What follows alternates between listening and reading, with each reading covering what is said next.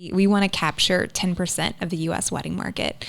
So I mentioned earlier, we were just close to scratching like 1% of the U.S. market. And I know 10% sounds like a pretty aggressive goal, right?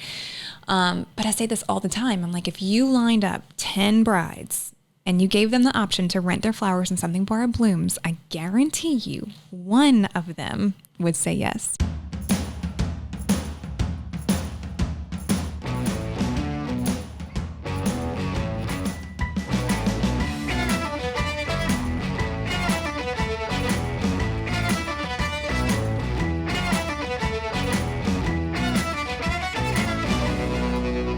We would like to thank our title sponsor, B1 Bank. B1 Bank knows that entrepreneurs like you are always thinking one step ahead.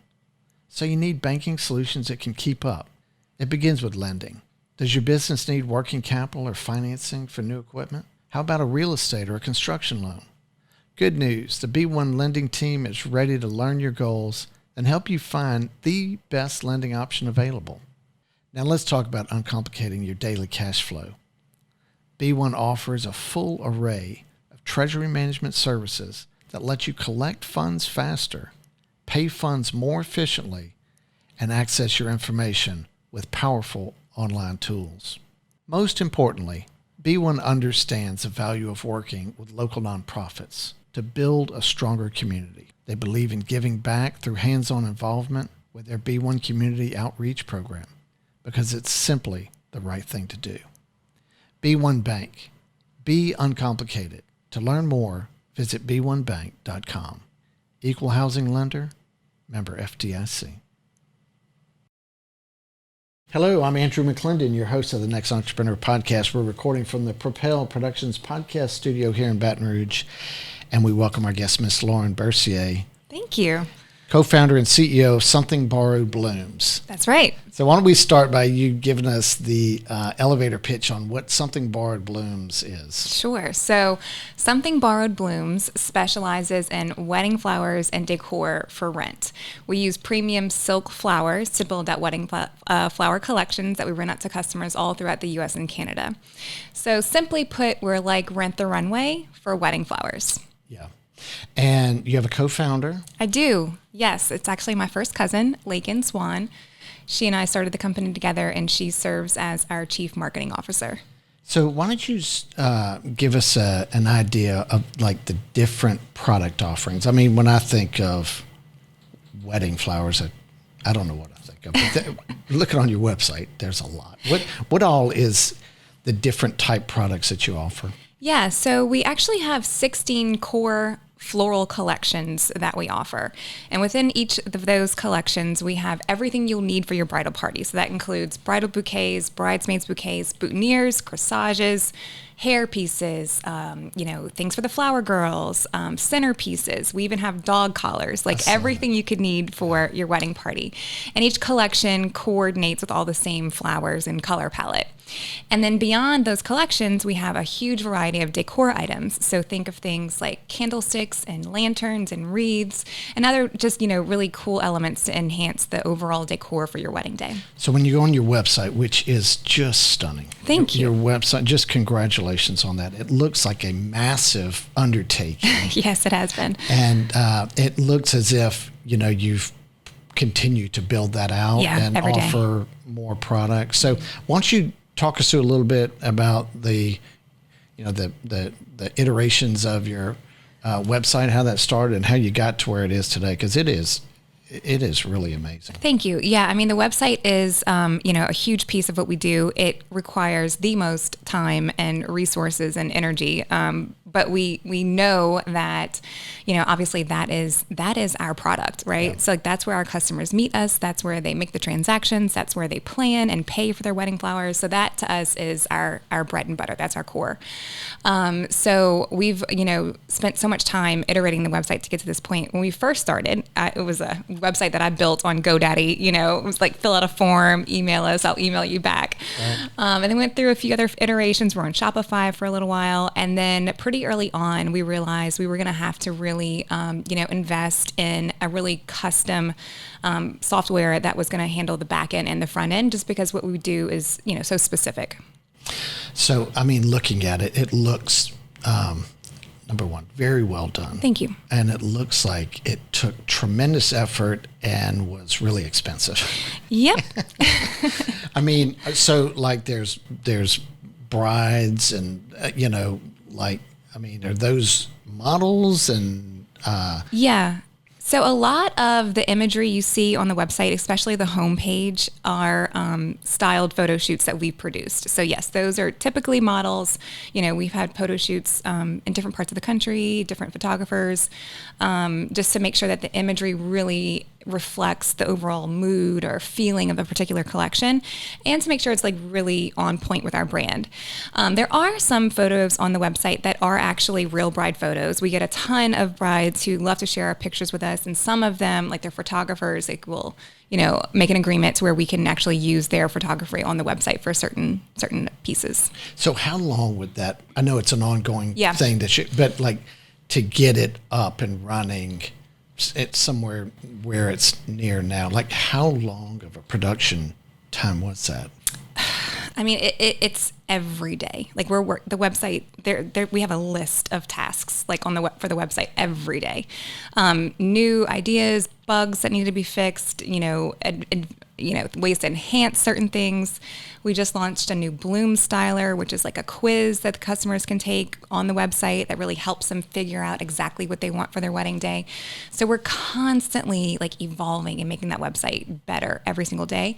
And that's all done. Those maintenance items are all done in-house. So surprisingly, we've actually outsourced all of our web development. Up until this point, we just hired our first in-house tech-focused person. So we now have a product manager who's managing the outsourced web developers. So we have a really good partnership with the agency that we've been using to develop all the technology. But I can tell you, like the website we currently are on now, we've started, that process has started a little over about 2.5 years ago. And that's where we are today. So tell us how the process works from the time that a bride thinks about what her options are for her flowers. Yeah. So, the reason why, there's so many reasons we started Something Bride Blooms, but one of them really was to change the way brides were planning and paying for their wedding flowers.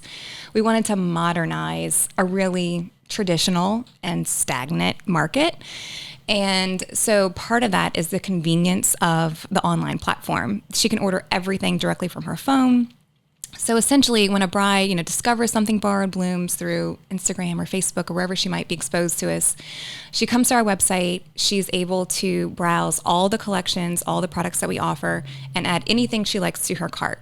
We don't have any minimums or any packages. We don't box them into any certain requirements because we believe that brides should have exactly what they want for their wedding day. So she can mix and match among collections. If she likes a bridal bouquet that's white, she can choose the Audrey bridal bouquet. But if she wants centerpieces that are red, she can choose the Kimpton centerpieces. So she technically just, builds out everything to her cart. Once she's ready, she's able to check out. We charge a 50% deposit that reserves all her florals for her wedding date. It captures all of her information about where they're going to be shipped, when her wedding date is, the time that they're going to be delivered. And then from there, she's set. So she's simply, at that point, checked that off her list, and she's waiting until her wedding day when her flowers are delivered 3 days before the day of the wedding. But something that we just released recently as well is we took it a step further, giving the customer even more empowerment over that planning process by allowing them to come back to the site at any time, log into their customer portal, and make edits to their wedding order. And so, as you may or may not know, brides, change their minds all the time, and that's okay. So we wanted them to have full control over that and not feel like, oh God, I have to go back and email or call somebody to change, now I need 6 bridesmaids. I thought I needed 5 bridesmaids. So they can come in, they can make many edits to their order as they want. They can change to a totally different collection. They can change quantities. They can add new items, whatever it may be. And so that way it's another level of empowerment for the customer to really control that piece of their wedding planning process. So I have 3 daughters. Yes. Two are married. Okay. And so I've been through that process, and I know exactly what you're talking about the degree of care and concern that they have about the brides have about every aspect of it. I mean, going to cake tasting things, and I had to do that. That's the fun part. Yeah. Cake's the fun part. Yeah. So, but it seems to me like on the flower side of it, that would be like a really engaging, like if they were buying, what would you call it, live flowers, then, either with a wedding planner, I mean, it seems like there'd be a lot of conversations and, a lot of hand holding and walking them through the process. I was curious. I'm sure you still have some of that, but because of the way that your website is designed, and does that cut down on that? Yeah. So I would say there's a few things here. So first of all, I think that today's, more modern millennial couples are a lot more comfortable ordering things online than they might have been even a couple years ago. I feel like it's gotten easier in the past, 3 years. But we knew obviously that some customers were going to need an extra, like you mentioned, that hand-holding piece of it. And we want to provide that for them as well. So we do a few things in order to achieve that. One is that we offer a preview pack option. So customers, before they place their wedding order, can order a preview pack. And it includes 2 products, either bridesmaids bouquets or centerpieces or a combination of both. And they can order as many as they like, and it gets shipped to them. They have it for a few days. They can look at it next to their bridesmaid's dress color. They can set up a mock tablescape for their wedding ceremony to make sure they like everything, that they see the color, the quality, the style of flowers. And once they're comfortable, then they can go and make their wedding flower order. And they also get a $20 rewards points towards their wedding flower order if they place a preview pack order. So it's a little incentive to get them to do that. And then secondly, we have so much user-generated content, right? So real brides who send in their photos to us all the time, all day, every day. And so we're constantly posting those and sharing those on our social media platforms. So our brides get to really see what our products look like in real life, in real application. Maybe they're looking at a bride who's getting married at the same venue at the same time of year, wearing the same bridesmaids color dresses that they're going to be wearing. That is so powerful for a bride to see other real brides using the product. So that also kind of gives them that sense of security. And then 2 other things is that we offer virtual styling sessions. So if there's a customer who really wants like that one-on-one consultation, she can schedule a styling session with one of our stylists in-house. And so we'll have all the product ready to go. We'll have a Zoom call with you, show you all the product in person, video person, just answer all those questions. And then we do a lot of social videos. So we're always doing lives on Instagram and our Facebook group. And that is another way to have a good touch point with our customers. They can ask questions and I answer them immediately. It's a way for us to really connect and answer all the questions that they might have. So through those, opportunities, we're giving them, but the brides to ways to get more connected with us. That's fascinating. So that seems like the potential there is just endless. Like that can just keep getting, better and better, and more improvements made, which is, gonna, build the relationships with the brides. The references on the website are endless. The reviews and yes, I know exactly. And just to kind of hit on that too, I think your point is an excellent point that traditionally you'd have a lot more, consultations or meetings with a florist and those kind of things. And I honestly think that's one of the reasons why we are so successful. I think today's working bride, who's planning a wedding doesn't have all the time to take off of work and leave early to go meet with a florist for the 3rd time to go over another quote, and that piece of it is inconvenient and outdated. Yeah. So we're really revolutionizing that process by making it easy and streamlined, and they can do it on their own time. They can do it when they're at home in bed, scrolling through Instagram. So how do the costs stack up? We're typically 70% or more less expensive than a traditional florist. So we are saving brides thousands of dollars in their wedding budget. And which they can then use for whatever is more important for them. Yeah, whatever is meaningful to them. And I think that's been the biggest thing. Seeing couples being able to allocate their budget differently to things that are more meaningful. For some people, that might be the photographer that they've always dreamed of working with, or an amazing venue or the honeymoon of their dreams, right? Or maybe it's like, you know what, I'm going to pocket that extra $3,500 and put a down payment on a house, or, so lots of ways you can reallocate that. Yeah. So, but there's other things going on there with how, certain couples are attracted to your product. And one of them is, being eco-friendly and 100%. Right. I mean, yeah. So I think that there's, three major pillars we kind of always are, making sure that we're improving upon, which is value, convenience, and sustainability. And I think as we continue to grow as a company, more future looking, I think the sustainability piece is going to be what really separates us. So yes, there are couples who make these decisions based purely on what can I get for my wedding that is going to be less wasteful, right? So we have couples looking for waste-free wedding options, and being able to reuse or borrow your flowers from a company who is going to reuse them again for couples in the future is a really great option. So yeah, that's something that we're really passionate about, and we know that there's a lot of couples out there who find that super valuable. Okay, so how does the actual process of making your product happen? Yep. So we typically launch 1 or 2 new collections each year. And that process starts with our myself, Laken, our creative director, coming up with a new style, a new theme of the next collection, whatever we think we don't have enough of, or we need something new. And then we go to market and we source stems for this particular collection, and we scour thousands and thousands and thousands of square feet of showrooms with premium silk florals. We'll spend days selecting 12 to 15 flowers that are going to make up the next new collection. We're obviously super aware of, the quality, the color, the texture, the size. Is it, do we think it's going to uphold the shipping demands? Like all those, nuances of the business that we have created. And so then we come home and our creative director puts, designs each piece of the collection. And once we all agree and approve that this is, the final design, then essentially a recipe and there's a standard operating process of how each piece is made. And then our production team is trained on that. And then they are duplicating and just producing all of the pieces needed to build out that collection. So the silk flowers themselves come from market. Yeah. So we source those from big wholesalers. They come single stems, and then our team actually produces them and puts the product together. Product. Yes.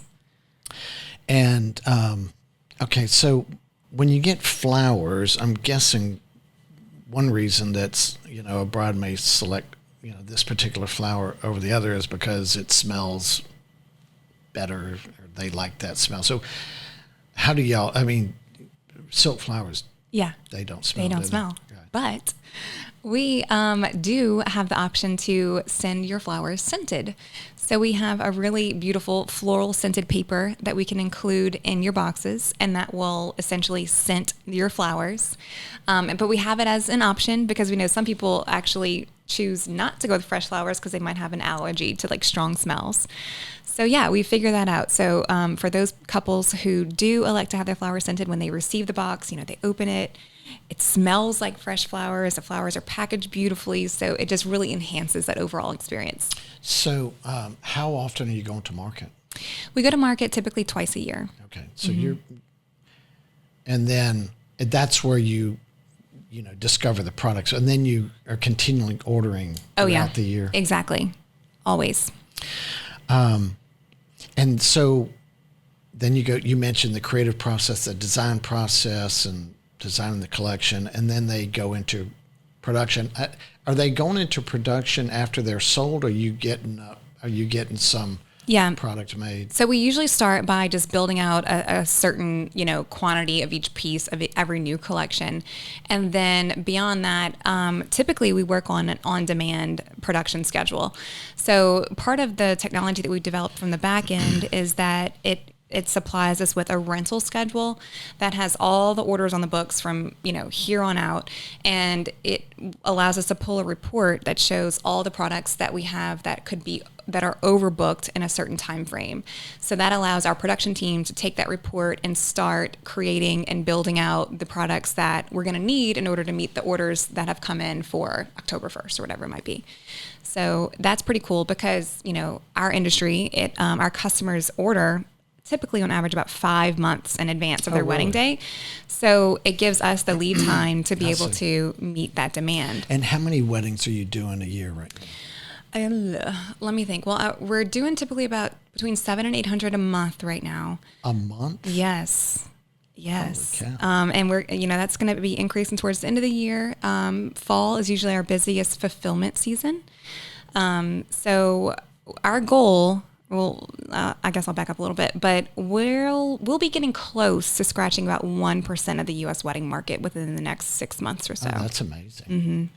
So we'll get in a little break and get in a word from our sponsor. When we come back, I want to ask you how COVID impacted you guys because it impacted a lot of people. Oh, yeah. We'll be right back. We would like to thank Mbd Automation for their support of the NXT Entrepreneur Podcast. Mbd Automation is a mechanical install contractor with a program-centric focus. So what do these guys do?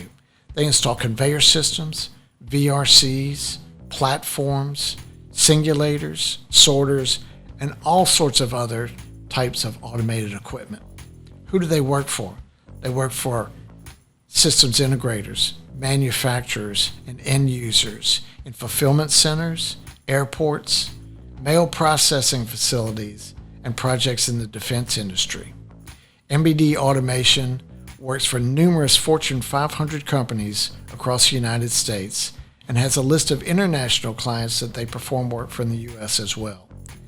If Mbd Automation can help you on your next project, you can find them online at mbdautomation.com. And we are back with Lauren Bercier with Something Borrowed Blooms. And so COVID had a way of shutting down a lot of weddings. I know Absolutely. My niece postponed hers a year plus.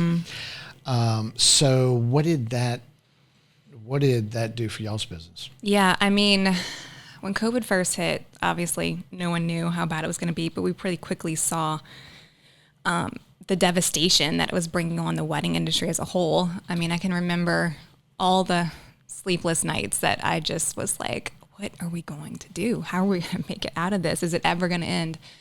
Interestingly enough, we never fully closed down, and we were consistently still shipping out. So we were either shipping out preview packs or wedding orders. They were still happening. Obviously, the volumes were just much lower than expected.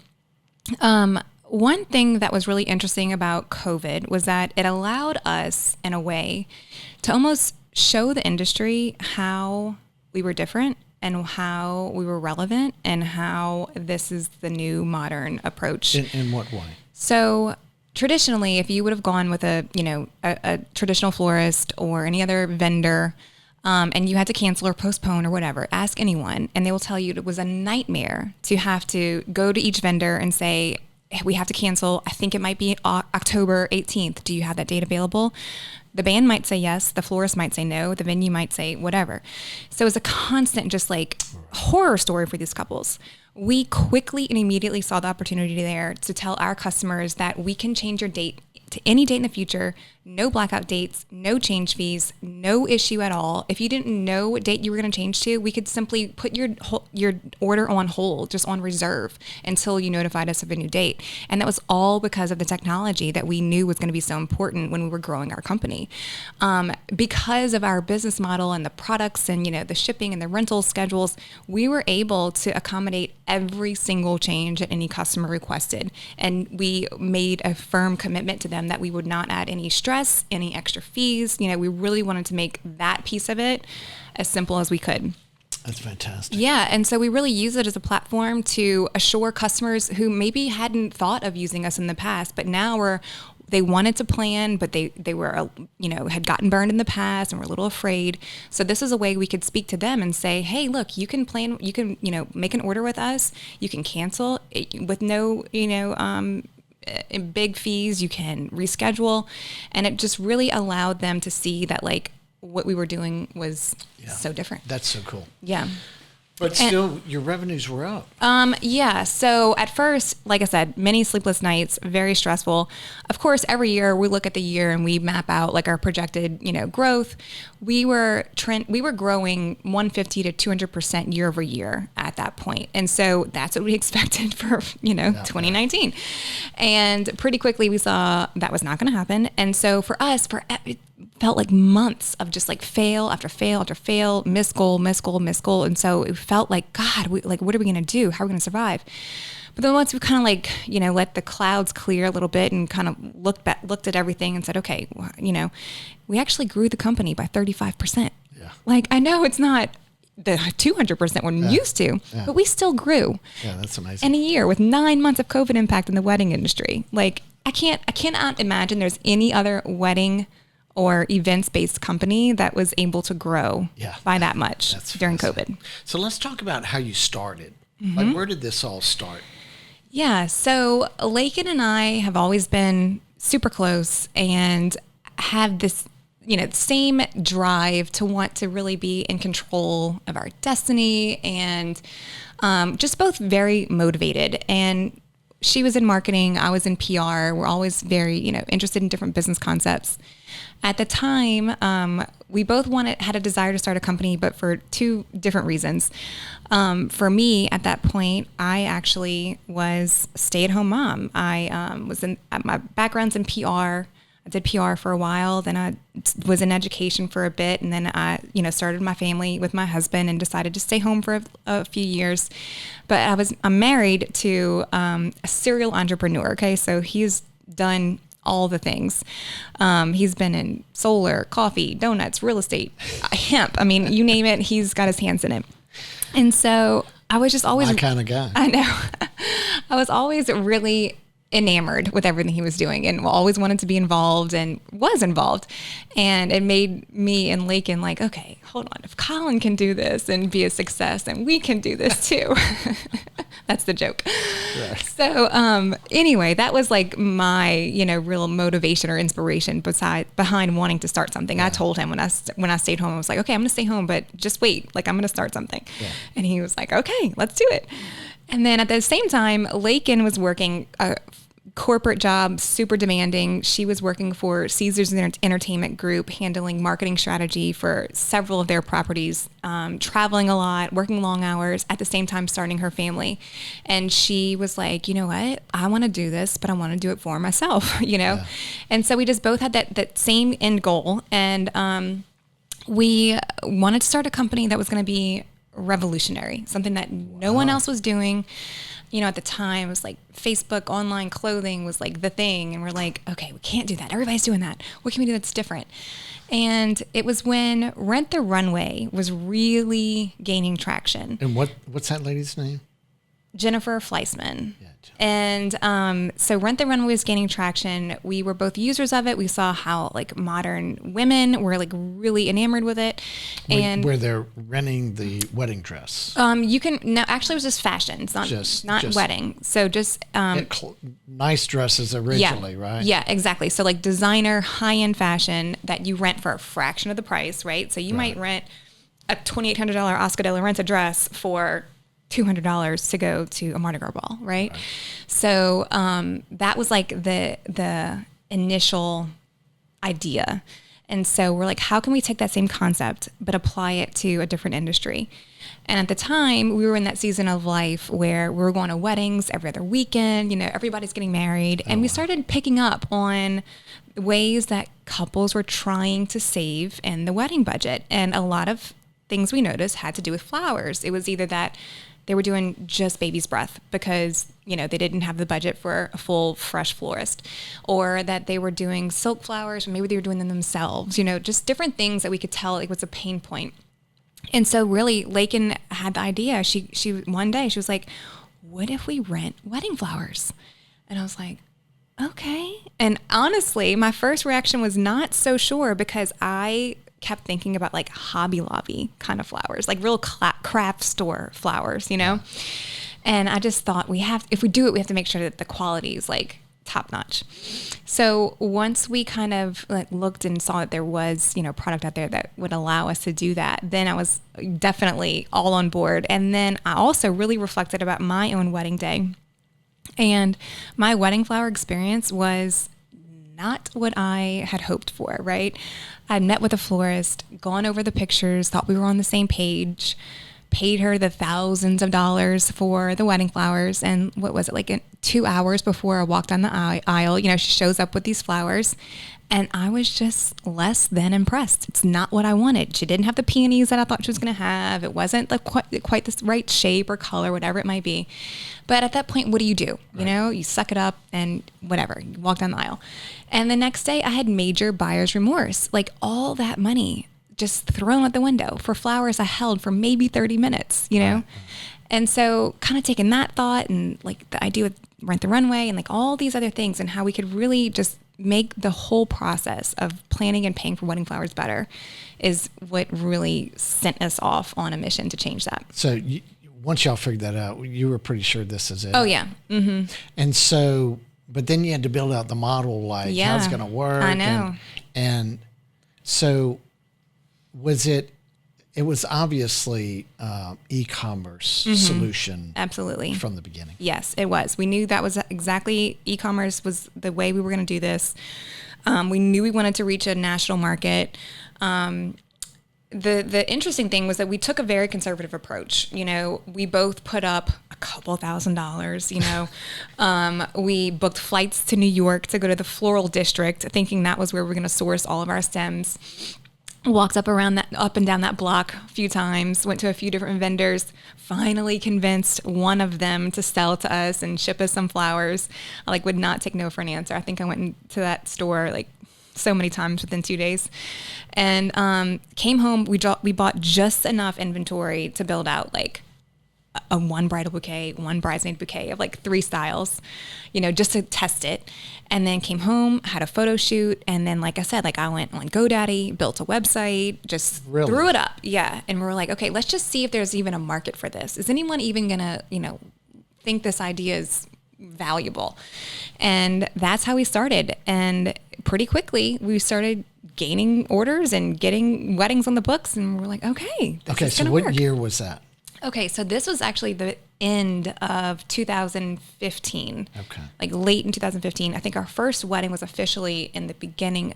I can't remember if it's early 16 or end of 15, right in that time frame. Okay, the name. How'd you come up with that? Yeah, so at first we were thinking of just doing borrowed blooms. And we weren't sure about leading with the borrowed term because if it insinuate some kind of, I don't know, maybe too much of a cheap budget kind of focus. And so we decided, then we were like, what about something borrowed, something blue? You could do something borrowed blooms. So, and then it gives a more wedding connotation. So that's how we ended up on something borrowed blooms. So when did you start to get traction, where you had to go, okay, we know we got something here. Yeah. We took a very conservative approach. Laken stayed working her full-time job. I was momming and running the business. And so when we first started, I remember our goal was to do 12 weddings a month. A month? Yeah. We're like, if we can do 12 weddings a month, that would be a viable business for us. We'd make money. So that was initially what we thought the volume was going to be, to get started. And that we pretty much, it took us a little while to get to those 12 weddings a month. I remember being really excited when I would ship out 4 weddings in a day. And then, so we did that. We're kind of in that, really making sure that the industry was there for it, that market fit phase for probably about a year. And then it was probably in 2017 that we really started getting some traction. And then 18 is when we saw, okay, this is serious traction. Now we have serious data and numbers to back us up. And then that's when we started thinking about wait, do we want to scale this really aggressively? And if we do, are we ready to take on some outside capital? And so that was a totally different conversation, So were you in a an office or a When we space? first started, we were in the man cave upstairs at my house. So my husband quickly got kicked out and was full of flowers. And then we moved from there to like a small office in the oil center in Lafayette. Like I think it was not even, I don't even think it was 1,500 square feet. And then grew out of that quickly, moved into the warehouse we're in now, and we are currently adding on. We're expanding by a little over 10,000 square feet right now. Okay, so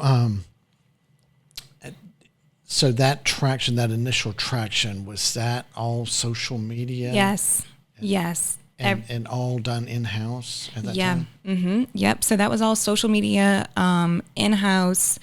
And word of mouth. I won't discount the word of mouth because I do think that our customers are really good about spreading the word. But yeah, that was all social. A lot of paid social. I shouldn't say a lot. We do a lot of paid social now. Then it was, a good fair amount of paid social advertising on top of just our, natural organic social media. Right. So you were involved with a business incubator, Idea Village, is that right? Yes, that's right. Tell us about that experience. And when did that happen? I mean, that was before you started getting investors, or? Actually, we started that process at the same time that we were starting to raise our Series A round of funding. So we kind of ran it in tandem, which is a little different. So we did the Idea Village, the Village Accelerator program. We actually just finished that this spring, and that was a really, really cool experience. It brought together, a lot of startups in the area that were tech focused, and it's based in New Orleans. And because of COVID times, it worked out because I'm based in Lafayette, and we were able to do most things over Zoom. Yeah. But yeah, that was a really great experience. And then it also allowed us to participate in the idea pitch competition, which was really great. It was part of the New Orleans Entrepreneur Week. And we were able to give I think it was a 7-minute pitch with a 5-minute Q&A on stage outside in New Orleans, which is super exhilarating. And the result of that? The result of that, I'm happy to say, is that we took home the big prize. So we won, and that gained us a $50,000 investment from Idea Village. So not a grant, but an investment. Yes, right. exactly. So they would like to convert that to equity at some point? Right, which they did because we just closed our Series A round of funding. So they participated in that. Fantastic. Yeah. Okay, so before Series A, did you start with friends and family? We never did. Really? No, we didn't. Because you were able to self-fund and through cash flow? Yeah, exactly. So I think that's what's really different about us being a startup.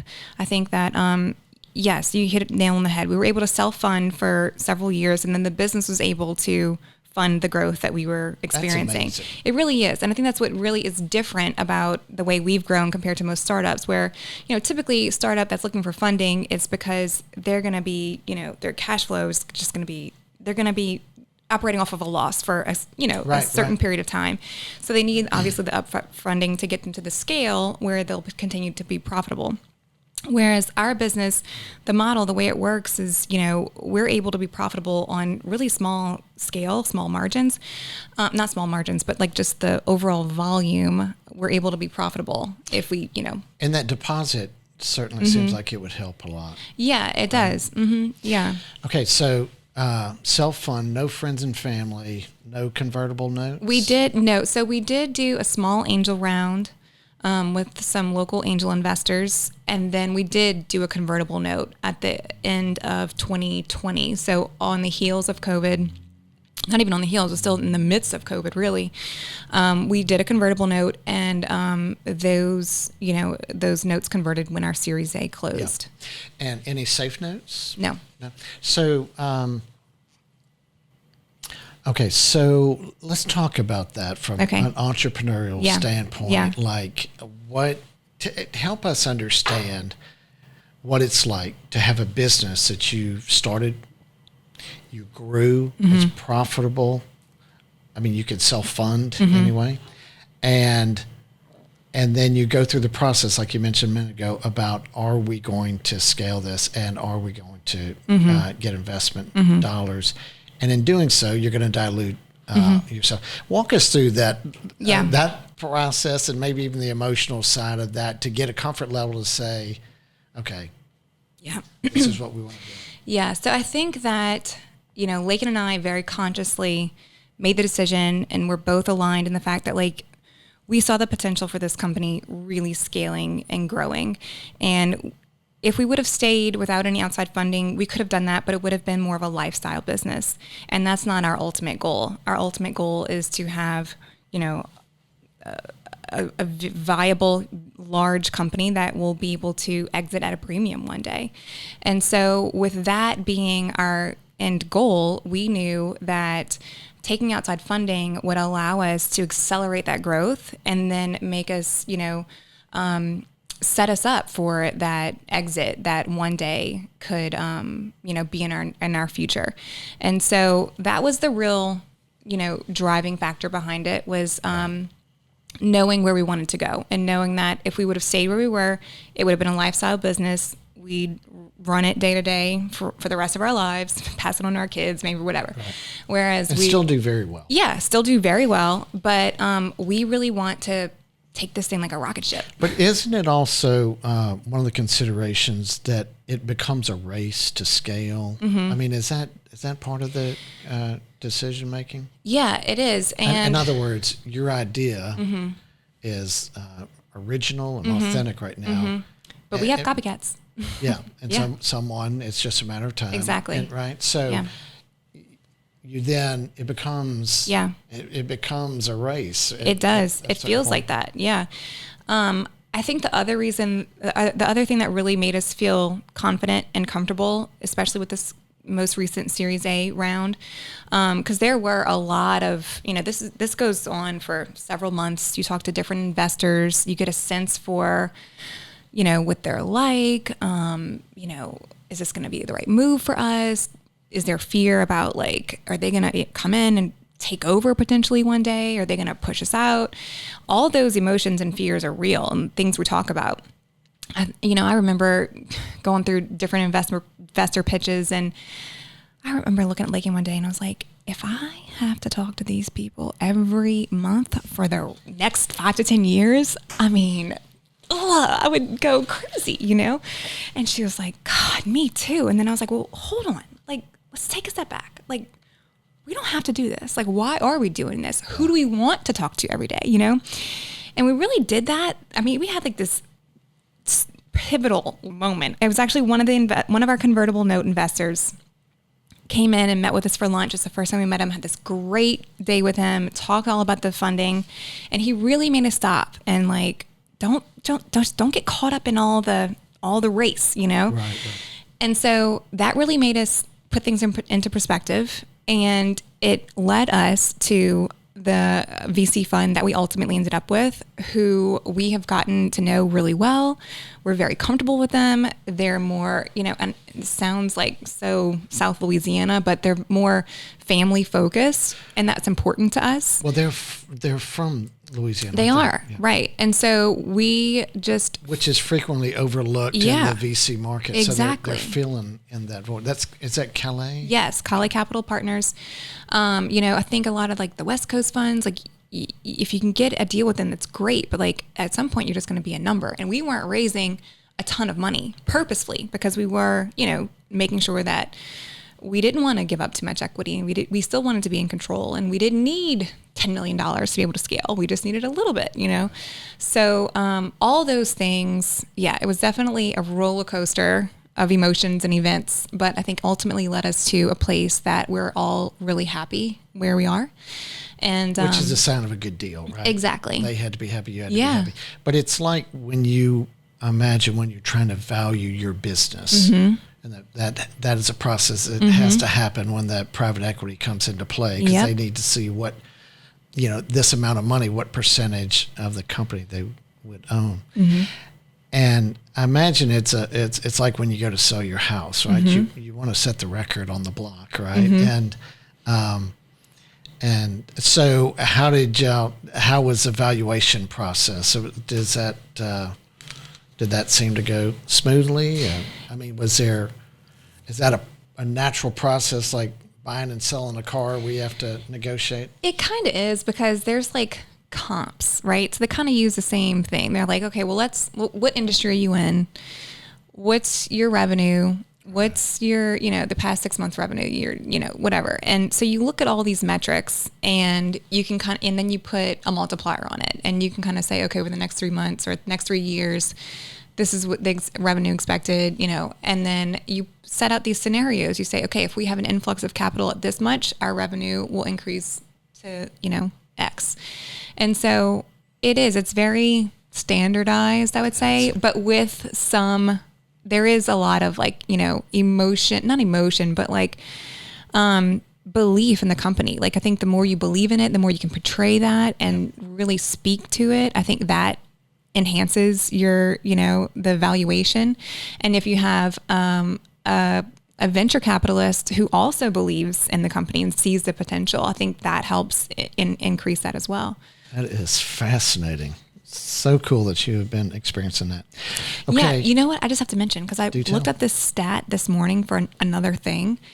And right now, I think they're currently only 2.3% of all venture capital dollars go towards female-founded companies. Really? Yes. That is fascinating. Isn't that? I mean, it's terrible, but it made me realize, I've gone through this process. We were successful in raising VC funds, and we need to get more women who are funded. You know what? I remember reading an article like that a year or two ago. But yeah. But to raise VC funding in the South as a woman with a Southern VC group and a very female-focused business, right? I'm pretty proud of that. You should be. Yeah. Okay, we'll get in a word from our sponsor and pick it up on the other side. We would like to thank Modus for their support of the NXT Entrepreneur Podcast. Who is Modus? Modus is a facility services company that works in the e-commerce fulfillment industry across the United States. What do? They like to say they take it from the conveyor to the dock door. Well, what does that mean? It means that they're building the pick stations with the cable management. They're installing guardrails and bollards. They're putting down floor marking. They're putting up aerial signage. These guys build fencing systems, shelving systems, and racking systems. They also do rack recovery for when there's rack failures. They also install dock levelers and dock doors. Modus also installs ASRS systems, which is automated storage and retrieval systems, as well as other robotics projects. They've worked for the largest e-commerce retailers in the world, and they can work for you. If you need to find Modus, you can reach them online at modusmoves.com. And we are back with Lauren Bercier with Something Bar Blooms. Lauren, you've recently landed the private equity money that you mentioned, the Series A. And so now what? What happens next? Yeah, that closed officially just a few weeks ago, actually. And so that really allows us to continue to grow and scale. So did y'all celebrate that? We did. Yeah. We actually say it all the time, we need to stop and celebrate more. We don't stop and celebrate enough. I think as one thing's done, checked off the list, you're like, okay, what's next? What's next? But we did celebrate. As you should. Yeah. So what do you do? What do you do with that now? Yeah. So there's a few things. One is really to build out the infrastructure, which means we're hiring key players for the team. So up until, recently, Laken and I have been core managers, but now we have a director of operations, somebody in HR, somebody managing social communications. We just hired our product manager who's going to manage all the technology development. And then we have a really exciting creative director who's joining August 1st. She's going to be fantastic. And so how big is your staff now? We're just about 25. Yeah. So building out that team is super important, and that's one thing that we're using the funds for. We're also going to, continue to optimize our ad spend and just really continue to educate the audience through, paid ad, social ad, all the fun ways to get our brand recognized and out there. We're going to continue to procure more inventory. Obviously, as our volumes grow, our inventory needs will also, continue to expand. So we're investing in more inventory.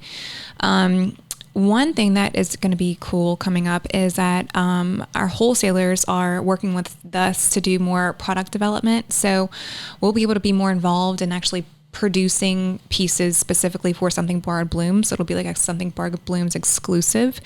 In other words, y'all would design, or y'all would, design what you want, create what you want, and then exactly. they would build out that order for you on the individual stems. Right. So right now, you're limited to only what the manufacturers are making. You have to pick from what they offer. Wow. Whereas our volumes have gotten to a point where now the wholesalers are saying like, hey, look, we know your volumes are where they need to be. If you want something special or something specific, work with our design team. Our designer, our lead director will essentially like draft, sketch, draw, design all the pieces we might need, for a new collection, which is going to be really cool. So as you continue to grow, will you continue to do the assembly, the build out of the product? Yeah, I think that's a huge like differentiating factor for us. I think that, the team of designers that we employ are super talented, right? Most of them have a floral background.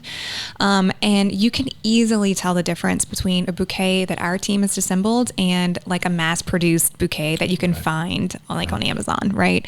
So yeah, that's a piece that is, I don't think we'd ever give up control over that. So you mentioned your warehouse edition. Yeah. And you'll be able to do a lot more assembly and right.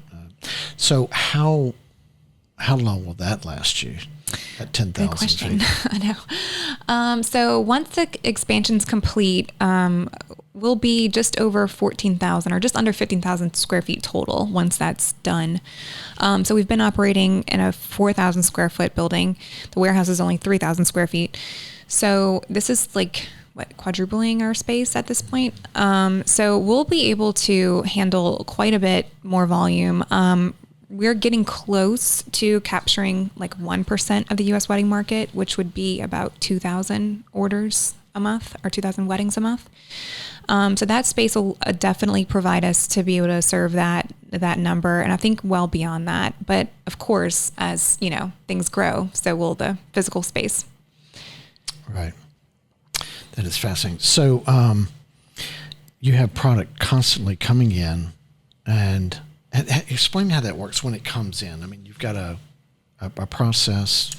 Yeah. So when florals are returned or when they come back from the customer, it goes to our production team and it goes through full quality control. So someone on the production team goes through a quality process to make sure that piece meets the quality standards that we originally set. So that might be rearranging, or maybe a piece of greenery got damaged in shipping and they simply replace, that piece of greenery, or maybe there's a flower that looks a little too worn. They'll replace that flower and get it all back to like our set quality standards. And then those items go back on the pick and pack shelves and ready to go out to the next wedding. How many different products do you have? We have a couple hundred. I think we have about 300-ish, like different unique SKUs. And then within those, we have, several thousand of pieces of inventory. And at any one time, are more than half of them out the door? Or? Yeah. So everything kind of works on like a 2-week utilization period. By the time we ship it out, it gets to the customer 3 days before. The customer keeps it for the weekend of their wedding, and they return it, and then there's transit time back to us. It's about a 2-week utilization period. So each product can be rented up to 26 times per year is how we kind of figure that. And yeah, it's like a constant like circle of...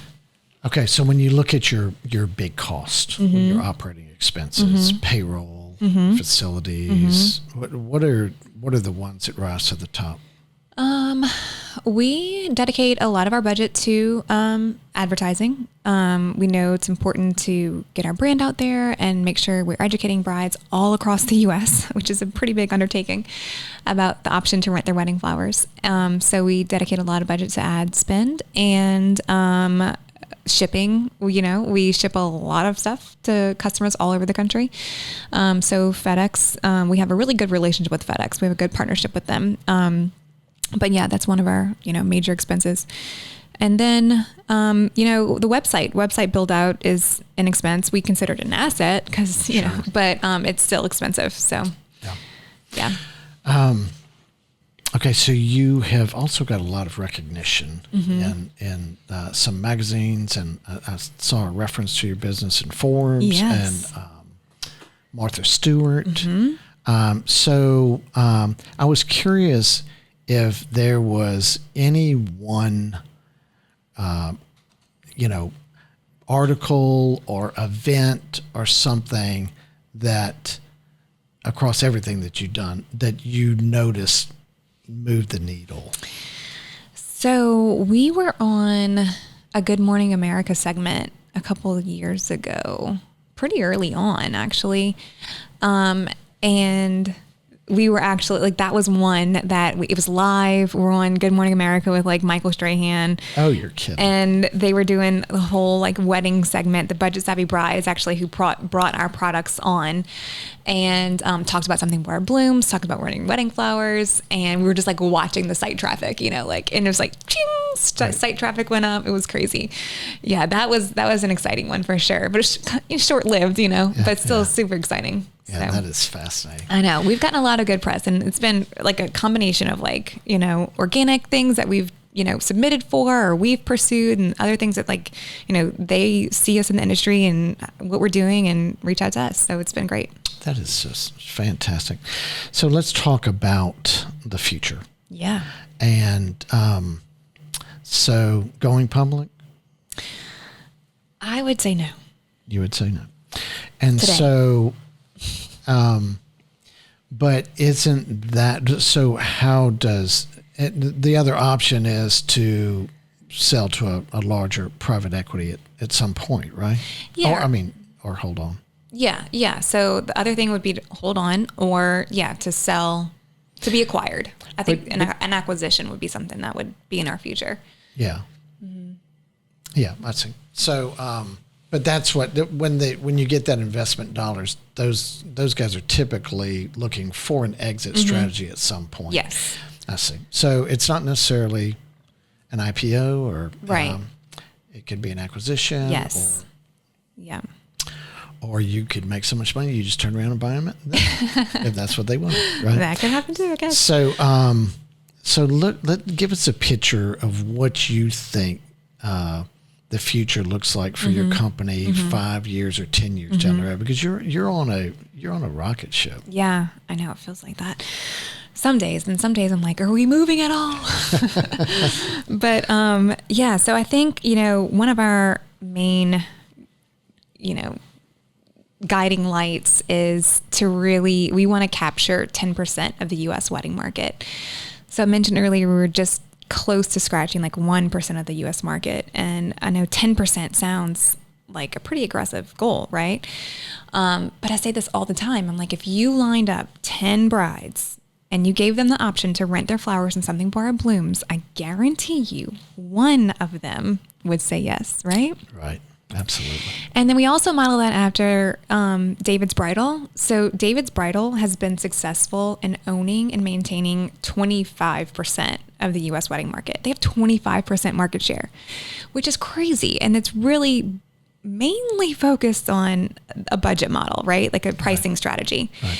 And so they're doing some things to like increase their experience, and they're doing some really cool things, but they've been able to maintain 25% of the market based on just pricing.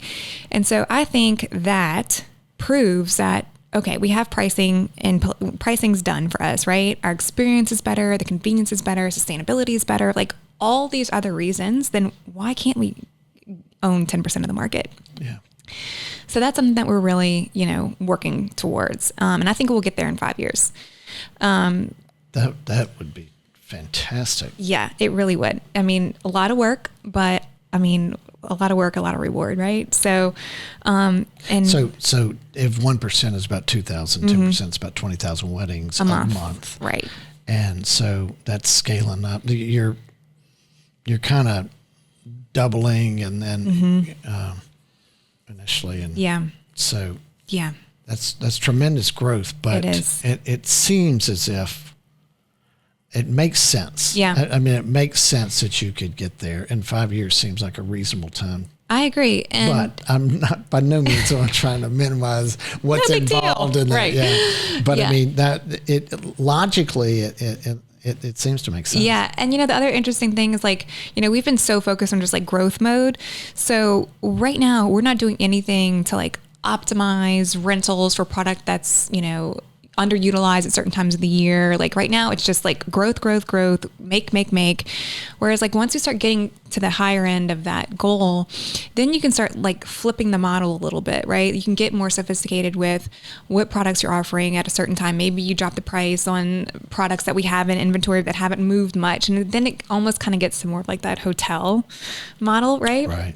And so that I think too, once those volumes and the scaling really starts to happen, then you can get, more creative with how. Now, who would, what position, what title would do the analytics on that?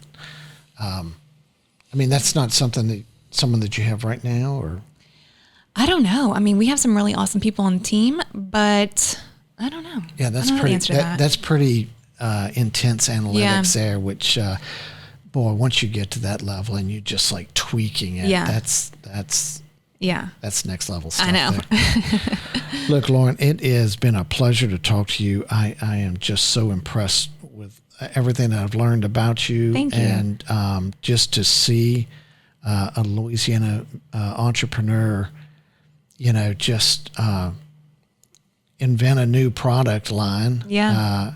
And to scale up in the way that you have is just so exciting, and I just wish you the best of luck, and I know that you guys are just going to knock it out of the park and continue to knock it out of the park. So congratulations on everything that you've done. It's been a pleasure to talk with you, and we appreciate you coming in. Thank you. I appreciate you so much. This has been great. Good. Thank you so much.